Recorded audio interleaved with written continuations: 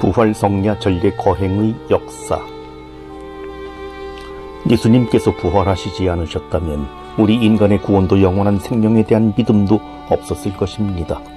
구원과 은총의 모든 능력은 우리 인간을 사랑하신 나머지 하느님 아버지의 구원 계획에 따라 십자가의 길을 묵묵히 걸으신 예수님 순환과 부활의 파스가 신비에서 솟아납니다. 그러기에 일찍부터 교회는 주간 파스가 주일에 이어 연중 파스가 부활 대주기를 거행하였습니다. 당시 부활 성야는 철저한 단식과 밤샘 기도로 구성되어 있었고 동틀 무렵의 성찬일의 거행으로 마쳤습니다.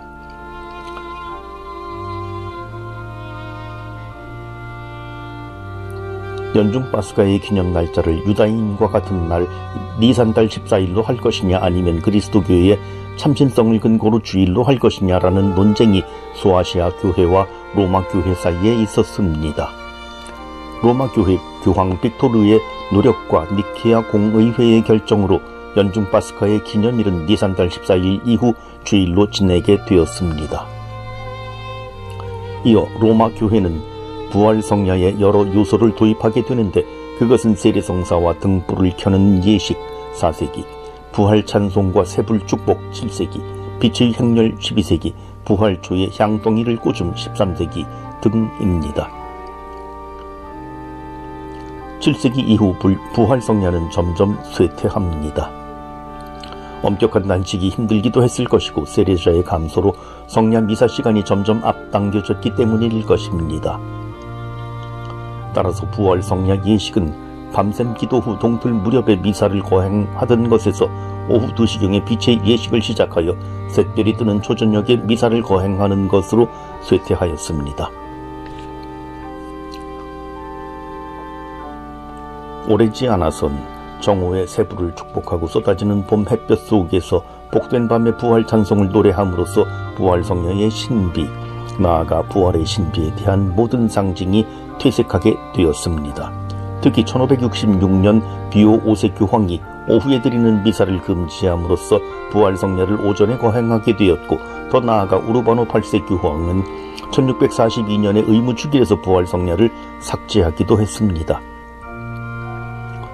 훗날 오도 카젤 등 학자들이 초기 교회 전례를 활발하게 연구한 결과로 비오 12세 교황은 1951년에 부활 성야를 복구했으며 1956년엔 성주간 예식서가 발간되었습니다. 이는 1962년 미사전례서에 포함되어 의무적인 것이 되었습니다. 부활 성야 전례의 구성과 의미. 사순 부활 시기뿐만 아니라 전례 주년 전체의 정점은 그리스도의 순환과 부활의 파스가인 파스가 3일 성삼일입니다. 파스가 3일 중 부활 성야는 모든 전여제 밤샘 기도의 어머니 성 아우구스티노 설교로 존경받습니다. 2002년 미사 전례서에 따른 현행 부활 성야는 모두 4부분으로 구성됩니다. 바로 빛의 예식, 말씀 전례, 세례 예식, 성찬 전례입니다. 제1부 빛의 예식 부활 성야의 세 불을 사용하는 풍습은 성 목요일 저녁에 모든 불을 끄던 관습에서 나왔습니다. 밤에 등불을 켜는 것은 전기가 없던 고대의 날마다 집에서 이루어지던 예식입니다. 등불은 안전을 보장하고 잔치의 등불은 기쁨을 증가시키며 유다인들은 파스가 저녁 식사 때 등불을 켰습니다. 그리스도인들은 이 빛을 세상에 비치신 그리스도의 표상으로 보았습니다. 4세기 이후 기도를 위해 등불을 켜는 빛의 예식에서는 그리스도를 성도의 영원한 영광의 즐거운 빛이라고 노래하였습니다. 부활초 행렬 때 사제가 부활초를 높이 들고 그리스도 우리의 빛이라고 외치는 것은 나는 세상의 빛이다. 나를 따르는 이는 어둠 속을 걷지 않고 생명의 빛을 얻을 것이다.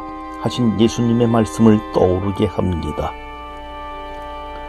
부활 찬송은 구약 백성의 파스가인 이집트 탈출, 홍해바다 마른 발로 건너주신 신약의 파스가인 그리스도의 순환과 부활, 참된 어린 양 오늘 살해되시어 죽음의 사슬 끊으신 그리스도 무덤의 승리자로 부활하신, 현재의 파스가인 부활축제 거행과 그리스도의 현존, 주님께 이 초를 성대하게 봉헌하오며 벌들이 만든 것을 성직자의 손으로 거룩한 교회가 봉헌하나이다.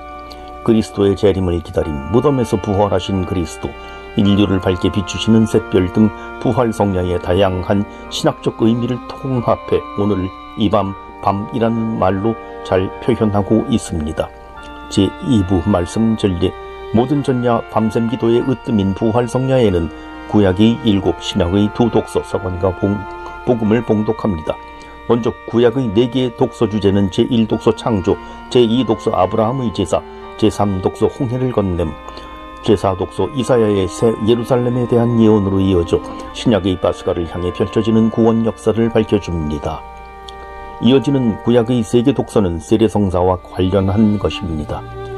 주제는 제5독서 모든 이에게 거저 주신 구원, 제6독서 지혜의 샘, 제7독서 새 마음과 새 영입니다. 구약의 각 독서에는 화답송으로 시편이나 성경의 찬가가 뒤따르고 이어 사제가 독서 맺음 기도를 바칩니다.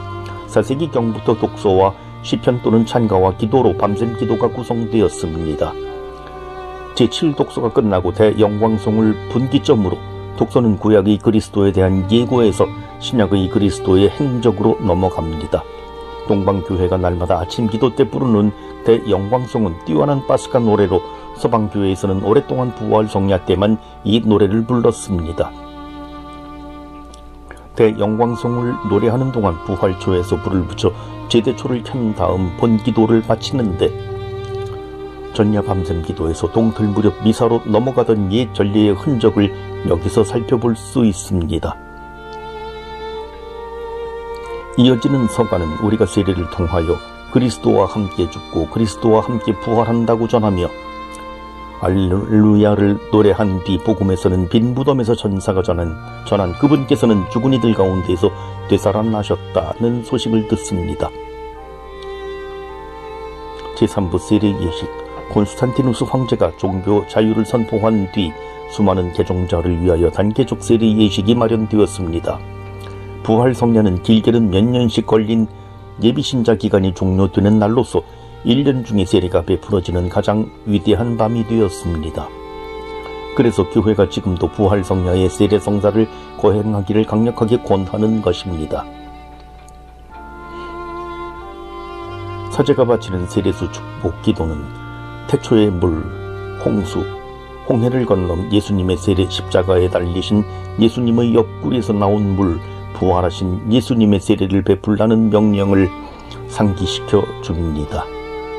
세례받을 사람이 없더라도 성수를 축복하고 모든 신자는 손에 촛불을 들고 세례 서약을 갱신하며 사제는 신자들에게 성수를 뿌립니다. 제4부 성찬전례, 부활 감사송은 그리스도께서는 세상의 죄를 없애신 참된 어린 양이시니 당신의 죽음으로 저희의 죽음을 없애시고 당신의 부활로 저희 생명을 되찾아 주셨나이다 라고 선포합니다. 새 영세자들은 첫 영성체를 통하여 입교 성사를 완성합니다. 온 백성은 부활의 기쁨으로 알렐루야 알렐루야와 함께 하느님께 감사드리며 미사를 마칩니다. 깨어 기다리는 종의 마음으로 부활 성야는 그리스도의 파스카 신비와 내가 받은 세례 성사를 기념하고 등불을 밝혀 들고 주인을 기다리는 사람처럼 기다리다가 밤샘 기도, 깨어있음, 주인과 함께 식탁에 앉을 성체 재림 수 있도록 마음을 가다듬는 밤입니다. 예수님의 부활은 나의 부활의 근거입니다. 육신의 부활과 영원한 삶을 믿고 고백하는 우리는 일상의 힘겨움에도 결코 꺾이지 않는 부활의 기쁨을 간직하면 좋겠습니다. 주님께서는 말씀하신 대로 부활하셨습니다. 알렐루야, 알렐루야.